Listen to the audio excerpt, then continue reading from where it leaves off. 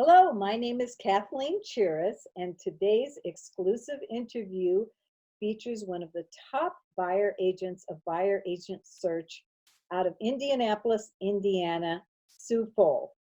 Sue has been with Buyer Agent Search since 2003 and has an extensive realtor experience of more than 30 years. Her expertise has gained excellent reviews from her buyers. She has been consistently rated as a 10 plus broker in our system, which basically means she has always exceeded her buyers' expectations. She also does listings, but we're focusing on her buyer expertise in this particular video. To best represent her clients in the real estate transaction, Sue has secured the following certifications and designations. These are all great ones to have. Accredited Buyer Representative, Certified Residential Specialist, Graduate Realtor Institute, the At Home with Diversity certification, and she's also a Senior Real Estate Specialist. Good afternoon, Sue. It is a pleasure to have you here with us on our exclusive interview. So just quickly introduce yourself to our viewers and share your biggest motivation for becoming a buyer's agent. Hi, Kathleen. Thank you so much. My name is Sue. I am actually passionate about real estate. I truly am. My whole desire is to help my buyers and, as you mentioned, sellers, but to help my clients achieve whatever it is they're trying to achieve. And I want them to achieve it in the best manner possible. And if it's a buyer, to get it at the best possible price. And if it's a seller, to make the most possible money out of the sale of their home. But, and my slogan is driven to succeed. So I am very driven. So that sounds like an awesome philosophy of working with clients. Can you tell us something interesting or unique about living and working in Indianapolis, Indiana? Indianapolis is a very interesting place. I'm sure everybody has heard about the Indianapolis 500, and I love the Indy 500 myself. But we also have other races at the track, but it's a focal point in May. Everybody hears about the Indy 500. But we also have great other features around Indianapolis. In downtown, we've got the Canal Walk, which is really cool. We also have White River, which runs through the city. People, even though we're not on an ocean, people love to boat and just be around water, in it, on it, next to it, whatever. We have some famous areas in downtown Indy. Massachusetts Avenue has some very nice condominiums as well as really cool restaurants. But we refer to it as Mass Ave. We have the Indianapolis Museum. We have lots of art galleries and museums throughout the city. We have, I think it's referred to as a world-renowned children's museum, which I love to go to with my grandkids because it's really fun. We have lots of theater and symphonies, but not only Indianapolis, Hamilton County, which is on the north side of Indy. Indy is located in Marion County, but Hamilton County is our neighbor to the north. This is a huge growing area, and I have buyers that come in all the time that have heard about Hamilton County and they want to know more about it. Carmel has been a city in Hamilton County for many, many, many years. And I would say it would be more for the affluent, but it has the coolest downtown area. They have their own symphony. They have a great place for their symphony. It's called the Palladium. Just first class all the way. Then to the east of Carmel, we have Fishers, which is a fairly new city, but it is growing by leaps and bounds. And then on the west side of Carmel, we have Zionsville and Westfield. But in Westfield, it's famous for Grand Park. Grand Park is the largest soccer and baseball event plaza, I would guess you could call it, in the United States, because they have so many soccer fields and so many baseball fields, and they are adding on in 2020. But before Grand Park, Westfield was just a sleepy little town, and in the last 4 years, it has exploded. I also forgot to mention, we have 3 reservoirs. So if you're a boater, or you like to be on water, or you want to fish, whatever, we've got these 3 great reservoirs all around the city of Indianapolis. Well, it sounds like you have an extensive knowledge of the area, Sue.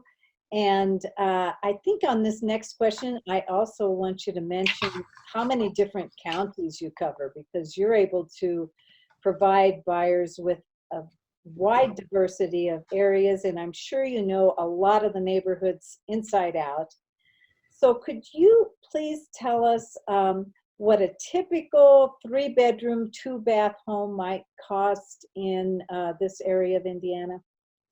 Okay, it is going to be very diverse because, like I mentioned, Carmel's, I would call it a much more affluent area.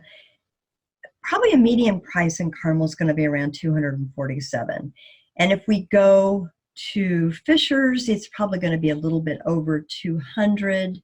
If we go to the northwest side of Indianapolis, we're probably looking just under $200,000, and on the northeast side, just about a little over $200,000. Now, on the south side, prices are lower. I don't know why that is, but prices tend to be lower. I actually service 16 counties, which are around central Indiana. Brownsburg and Avon are 2 towns or cities on the west side of Indy. They both have great school systems, and their prices are like all over the board, but they're not quite as high as like Carmel. Great. Well, that sounds like you have an extensive knowledge of the area. So if I were an out-of-state buyer, I say, wow, you know, this is an affordable place to live. It's a good place to work. Indiana actually has some pretty good attributes to it. What would you advise me to prepare for a move to the Indianapolis, Indiana area? Well, the first thing I want to do when I have a buyer relocating here, I want to talk to them in person on the phone. And I want to find out exactly what they would like in a home. And if they've heard about areas of Indy, I want to know which areas those are, which areas they think they might want to live in. But sometimes once they get here, they change their mind.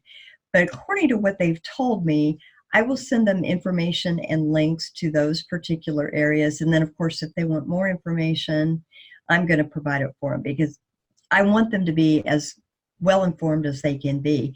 And then I also want to set up a search in the multi-list for them because I want them to see what a certain price range will get for them in certain areas of the area where they want to live. It's just really important because of their location and amenities. Your price points are going to be different. Sue, can you tell me what would be a recent experience of what you have done to help a buyer purchase their home? Can you just, share with the audience here one that sort of stands out to you? Well, I had a real interesting one last year. I had a buyer and her fiance come in from Washington, D.C. They were only here for 30 hours to buy a house.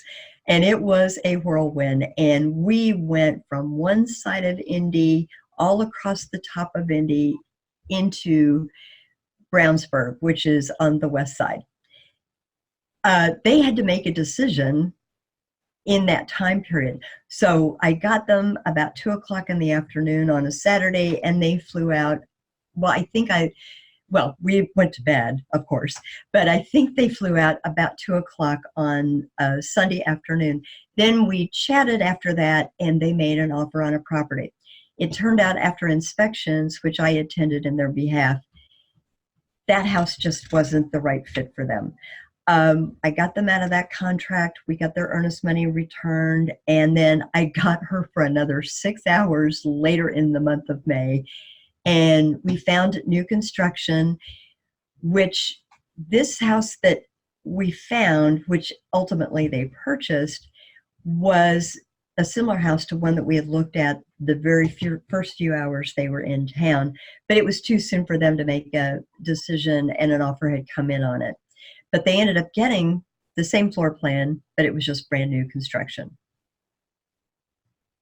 That sounds like an awesome example of helping someone, a good buyer who doesn't really know the area, and you are able to guide them through various offers and situations so that they could get the perfect house for them. So let me ask you a final question here, Sue, which is one that every buyer should ask of their agent. And that is, as a buyer's agent, what do you do to protect your clients when they're planning to buy real estate? Well, I try to start out the process when we're looking at property. I point out what could be possible items that would show up on an inspection report. And I try to point out some things that might be more on the major side, and then things that are just kind of incidental that really are not a big deal. I want them to understand the difference between major defects and just really minor items. In the purchase agreements that we use in the state of Indiana, they are the Indiana state forms. There is a section that refers to the inspections, and I always encourage my buyers to have inspections. In fact, if they don't want to do an inspection, I make them sign a disclosure saying that they chose not to do one, because I strongly believe in inspections.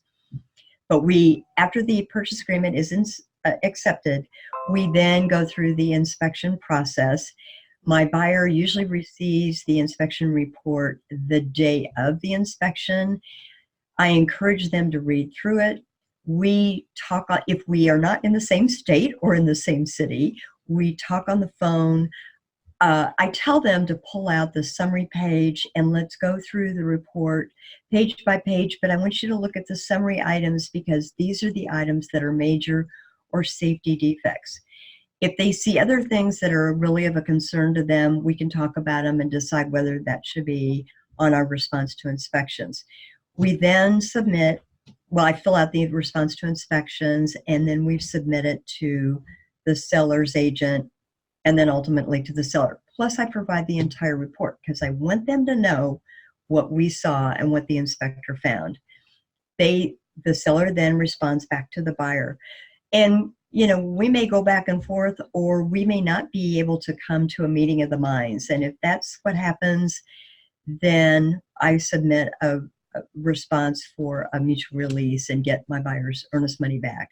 But I want to be sure that the buyer is totally comfortable. But I feel it's important to set expectations from the very beginning. Well, it sounds like you take very good care of your clients, and we at Buyer Agent Search do happen to know that for the last 17 years, all we get are positive reviews from you or about you. And we see consistently they are always advocating in the best interests of your clients, providing them a professional and very good experience in terms of buying a house.